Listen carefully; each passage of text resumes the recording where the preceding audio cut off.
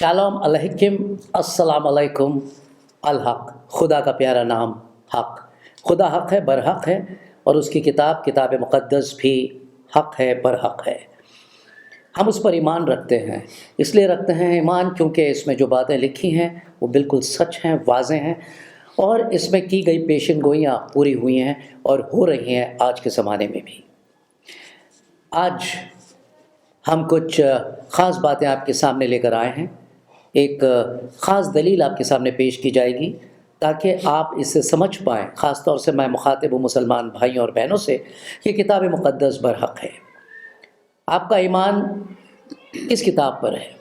जी हाँ, आप लोग कुरान मजीद को मानते हैं, और हम लगातार कुरान मजीद के हवाले आपके सामने लेकर आ रहे हैं जो इस बात की तस्दीक करते हैं कि किताब मुक़द्दस आज भी बरक़रार है। तो जनाब, मैं चाहूँगा कि आप कोई ऐसी आयत हमारे सामने लाएं जो किताब मुक़द्दस से मेल खाती हुई हो या किताब मुक़द्दस की तस्दीक फरमाती हो। देखिए, हम यहाँ उसी हज़रत यूसुफ़ के क़िस्से को सिलसिलेवार उनकी ज़िंदगी को बयान कर रहे हैं। तो अब उस पोतीफर जो सरदार था, उसकी बीवी ने उन पर इल्ज़ाम लगा दिया ज़िनाकारी का, कि इसने मुझसे ज़िनाकारी करने की कोशिश की। तो यहाँ उसके बारे में जी वही अटेम्प्ट टू रेप, और उसके बाद हम देखेंगे कि उसके बाद क्या हुआ जी। लेकिन यहाँ एक बात, जबकि कुरान में हमने इससे पहली आयतों में देखा, अभी जो पढ़ी थी जी, तो उसमें देखा कि जुर्म साबित नहीं हुआ। किस पे? हज़रत यूसुफ का जुर्म साबित नहीं हुआ, लेकिन फिर भी उन्हें सज़ा दी गई जी। तो इसके बारे में जो ये आयत है मैं पढ़ना चाहूँगा जी। सूरा यूसुफ ही चल रही है, और इसकी 35वीं आयत को देखेंगे तो यहाँ इस तरह से लिखा है, फिर या जो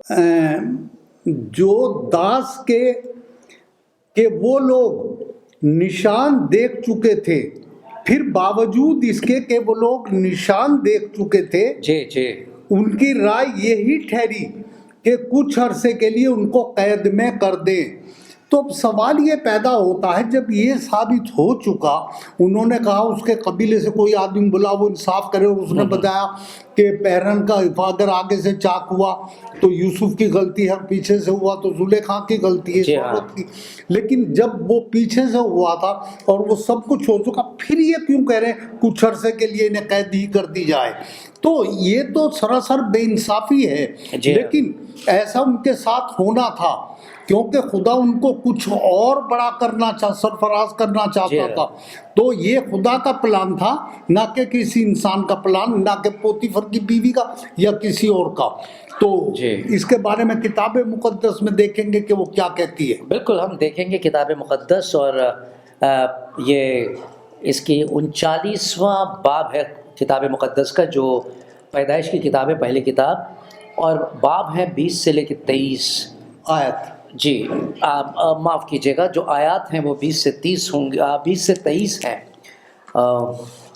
तो एक बात बार बार जहन में आ रही है कि वहाँ पर जब ये, जैसे आपने भी कहा, मैं भी वही सोच रहा था, मुझे लगता है कि शायद कि कुरान शरीफ जो है वो किताब मुक़द्दस की तरफ ही राग़िब है, उसी की तस्दीक कर रहा है, इशारा दे रहा है कि आपको पढ़ना है। क्योंकि अगर इसमें थोड़ा सा कन्फ्यूजन है तो हम सूरह यूनुस के जो ये 10वां बाब है कुरान मजीद का, 94 आयत अगर पढ़ेंगे तो उसमें लिखा है कि ए कुरान पाने वालों, अगर तुम्हारे जहन में कोई ऐसी बात आती है, शुबा आता है, तो जाकर उनसे पूछो जो तुमसे पहली किताब पढ़ते आए थे। तो वही बात यहाँ पर हमारे सामने पेश की जा रही है। तो मैं 20 से पढ़ता हूँ। और यूसुफ के आका ने उसको लेकर कैद खाने में, जहाँ बादशाह के कैदी बनते, डाला, सो वो वहाँ कैद खाने में रहा।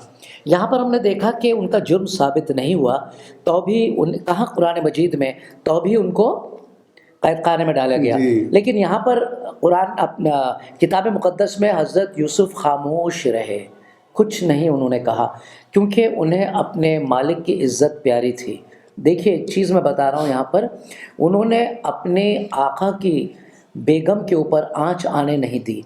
चाहते तो वो बहुत कुछ कह सकते थे, صحیح بات ہے۔ لیکن وہ بالکل خاموش رہے. دیکھیے میں آپ کے سامنے کوئی چیز لا رہا ہوں، بالکل خاموش رہے. چاہتے تو وہ پلٹ کر الزام ان پر لگاتے کہ جواب دے سکتے جی ہاں تھے۔ کیا دیکھیے میرا یہ جو انگرکھا میں پہنتا ہوں یہ پیچھے سے اترتا ہے. وہ جو پہنا کرتے تھے کوٹ وہ آگے سے نہیں اترتا تھا، پیچھے سے اترتا تھا. تو انہوں نے جب کھینچا ہوگا تو پیچھے سے ان کے ہاتھ میں آیا. ان کے جو ان کی بیوی تھی، ان کے آقا کی بیوی. تو خاموش رہے، چپ رہے، اور انہوں نے سزا منظور کر لی خاموشی سے. لیکن خداوند یوسف کے ساتھ تھا، اور اسی وجہ سے خدا حضرت یوسف کے ساتھ تھے. اس نے اس پر رحم کیا اور قید خانے کے داروغہ کی نظر میں اسے مقبول بنایا.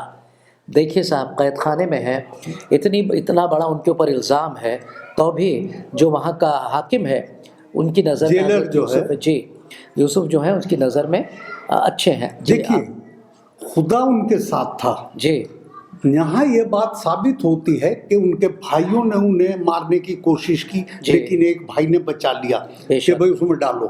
وہاں سے بھی وہ نکالے، اور جس پوتیفر کو بیچے گئے اس نے بھی انہیں اپنے گھر کا حاکم بچایا. خدا ساتھ تھا. اور یہاں بھی آ کر کے جیلر کی نظروں میں وہ مقبول ہو گئے ہیں. خدا ساتھ ہے.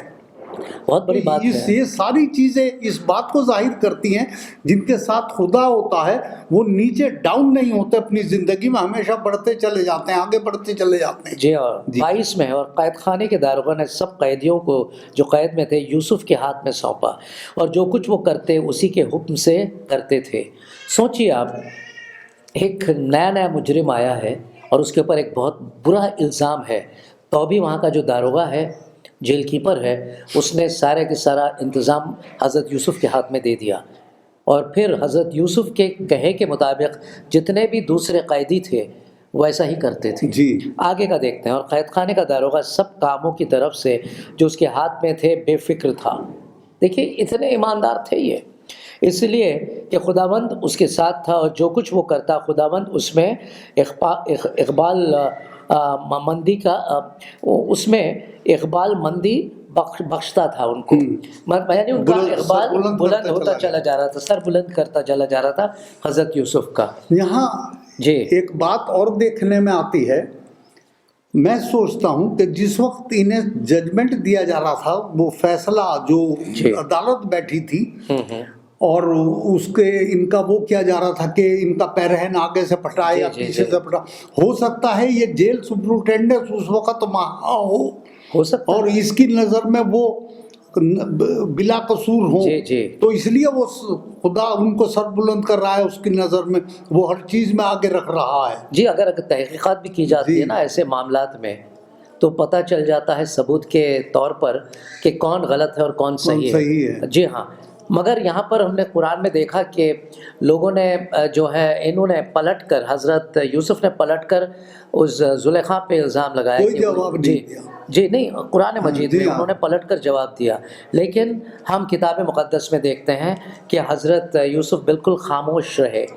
اور ہم یہ مانتے ہیں، اور ایک چیز آپ کے سامنے ہم پیش کرنا چاہتے ہیں کہ حضرت یوسف جو تھے وہ آنے والے مسیحا کی بھی ایک شکل تھے، ایک شبیہ تھے. کیونکہ جب حضرت مسیح کو لے جایا گیا تھا اور انہیں ان کے اوپر جب عدالت کی گئی تھی تو وہ بالکل خاموش تھے، انہوں نے پلٹ کر کوئی جواب نہیں دیا ایسا. جی اور سبھی لوگوں نے کہا کہ یہ بے قصور ہے. یہاں تک کہ وہاں کا جو حاکم تھا اس نے بھی یہ کہا کہ میں اس کے اندر کوئی گناہ نہیں پاتا ہوں، جو پونتس پلاطس تھا.